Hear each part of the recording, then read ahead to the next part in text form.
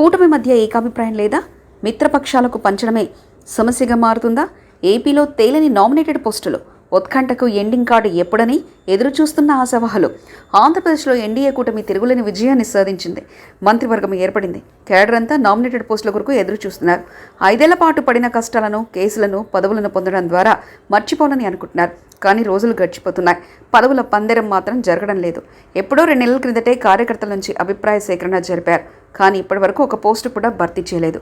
ఎన్నికల్లో పోటీ చేయకపోయినా పార్టీ కోసం పనిచేసిన వారికి పదవులిచ్చేందుకు చంద్రబాబు కసరత్తు చేస్తున్నారు. ఇలాంటి పదవుల్లో చాలా కీలకమైనవి ఉన్నాయి. టీడీటీ చైర్మన్, ఏపీఐఏసీ చైర్మన్ వంటి పదవులకు చాలా ప్రాధాన్యత ఉంది. అందుకే వాటికి పోటీ కూడా ఎక్కువగా ఉంటుంది. అలాగే కేబినెట్లో హోదా ఉన్న పదవులు కూడా ఎక్కువగానే ఉన్నాయి. వాటినన్నిటి కోసం పార్టీ కోసం శ్రమపడిన వారు ఎదురు చూస్తున్నారు. అయితే చంద్రబాబు మాత్రం ఏదీ తేల్చుకోలేకపోతున్నారు. ఇదిగో అదిగో అంటూ ఊరిస్తున్నారు. ఈ క్రమంలో పదవులు ఫలానా వాళ్ళకేనంటూ విస్తృత ప్రచారం కూడా సోషల్ మీడియాలో జరుగుతుంది. అందులో ఎంత నిజం ఉన్నది ఎవరికి తెలియదు. నామినేటెడ్ పదవుల్లో ఓ ఫార్ములాను సిద్ధం చేశారని ప్రచారం జరిగింది. 70% టీడీపీకి, మిగతా 30% జనసేన, బీజేపీకి పంచుతారని చెప్పుకున్నారు. అయితే కేడర్ మొత్తం టీడీపీదే ఉంటుంది. పొత్తులున్న చోట్ల త్యాగం చేసి ఆయా పార్టీల విజయాలకు పనిచేసింది తామేనని టీడీపీ నేతలు అంటున్నారు.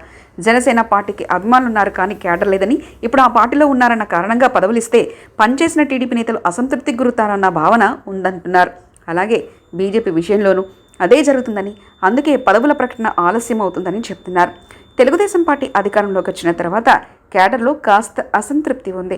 వేధించిన వారిపై కఠిన చర్యలు తీసుకోవడం లేదన్న భావన ఓవైపు, పదవులు రావడం లేదని అసహనానికి గురవుతున్నారు. ముందుగా అగ్రనేతలకు ఇవ్వాల్సిన పదవులు భర్తీ చేస్తే ఆ తర్వాత మండల, గ్రామ స్థాయి నేతలు, మార్కెట్ యార్డ్తో సహా ఇతర పోస్టుల కోసం ఎదురు చూస్తుంటారు. గతంలో కన్నా టీడీపీ నేతలు గత 5 ఏళ్లలో పడిన కష్టమే ఎక్కువ. అందుకే వారు ప్రతిఫలం కోరుకుంటున్నారు, త్వరగా కోరుకుంటున్నారు.